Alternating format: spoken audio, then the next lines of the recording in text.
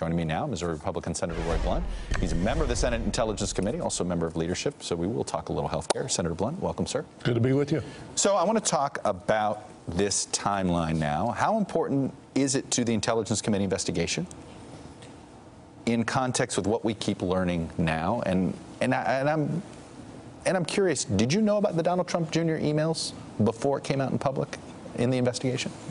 I did not. So that had not somehow surfaced in the Intel Committee's investigation either? Hadn't surfaced in a way that I saw it, and I've spent a lot of time out at the CIA and other places looking at the things that we have had and had a chance to look through carefully. You know, my view, Chuck, the whole time has been that our committee should talk to everybody that a reasonable person would think we should talk to. We should look at everything that a reasonable person would think we should look at, and at the end of that process, reach a largely bipartisan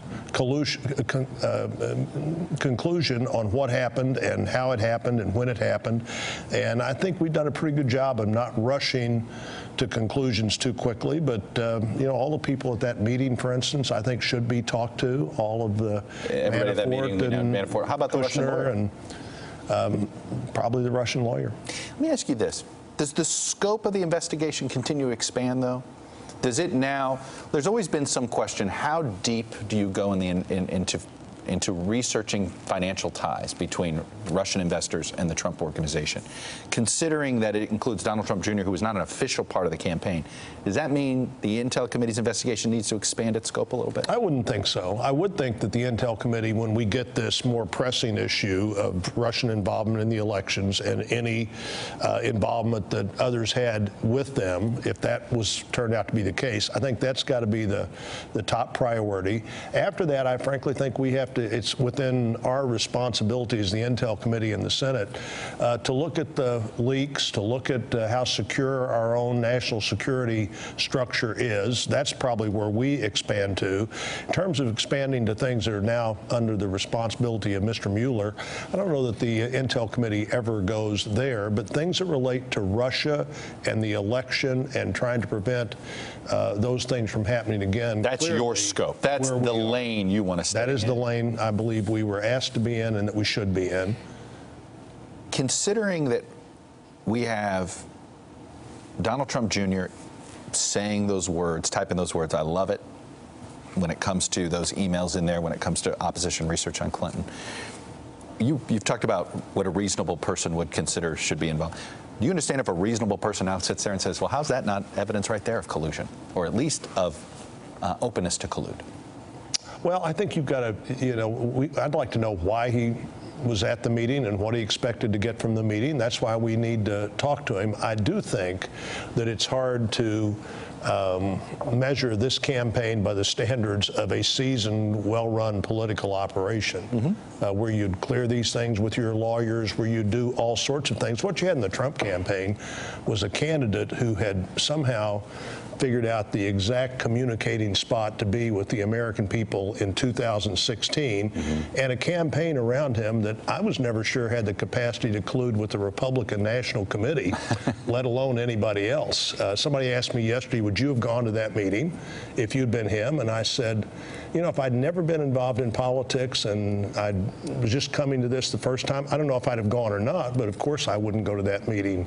By the way, I had somebody present an alternative theory using the same, which is you had a campaign that couldn't figure out how to work with the RNC.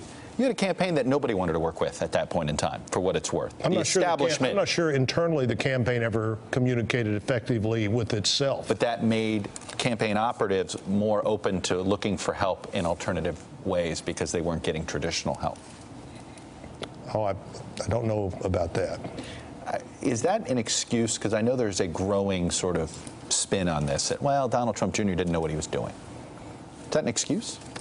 Is that a legitimate excuse?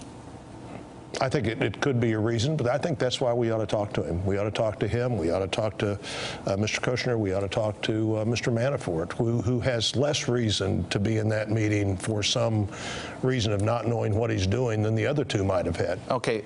You can explain away the meeting. How do you explain the decision to mislead on the first day of the story on Saturday, to write a statement that intentionally misleads what the meeting was about?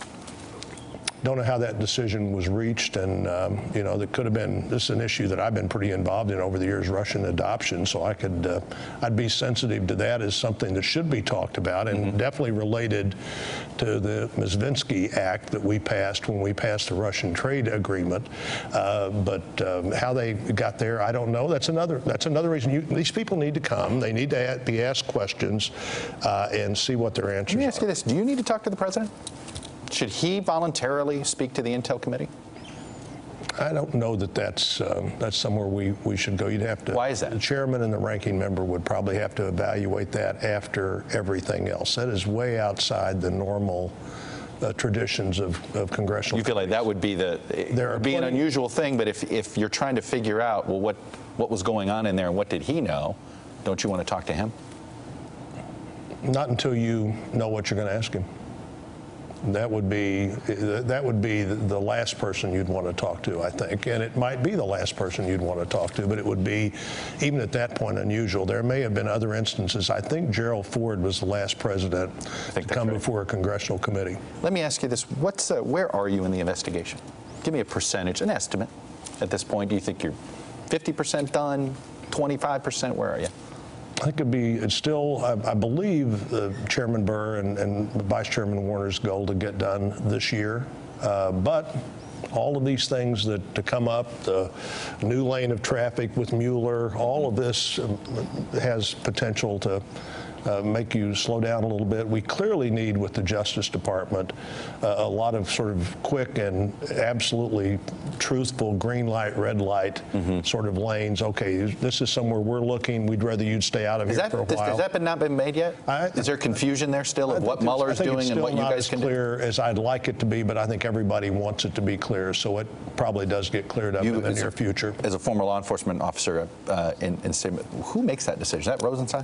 Well, I'm not a lawyer, and I wasn't a former law enforcement officer. I would think Mueller makes that decision along with the committee.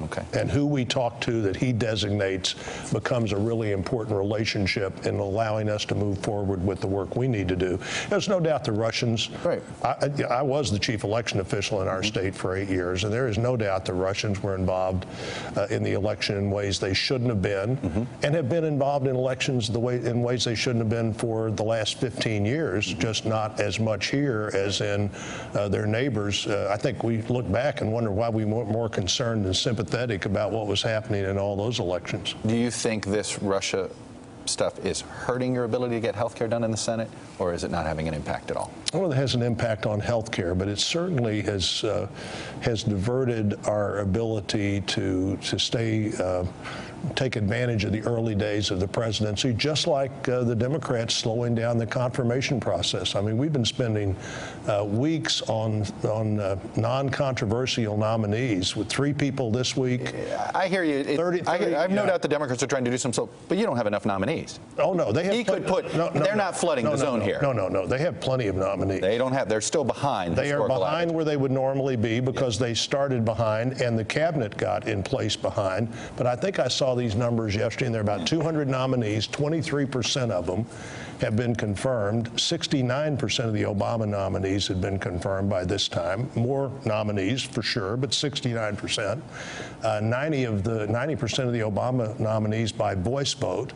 10% of the Trump nominees by voice vote. They are doing everything they can to slow down the work we need to do. You do have the majority and a 50% on this. And you don't need 60 votes. We have rules that are normally waived, like the 30-hour rule of debate on people that then you have 30 hours of nothing happening. I know they're doing some of these things. Get 90 votes. I get that, but you still don't have enough nominees. We don't have all the nominees we need, but that is not the problem. We have plenty of nominees. We are not confirming the nominees we have. All right, I will leave it there. Senator Roy Blunt. And we'll talk about health care some other time. We will talk about health care some other time, as we discussed with that last question. Sir, thank you. Appreciate it. Hey there, I'm Chris Hayes from MSNBC. Thanks for watching MSNBC on YouTube. If you want to keep up to date with the videos we're putting out, you can click subscribe just below me, or click over on this list to see lots of other great videos.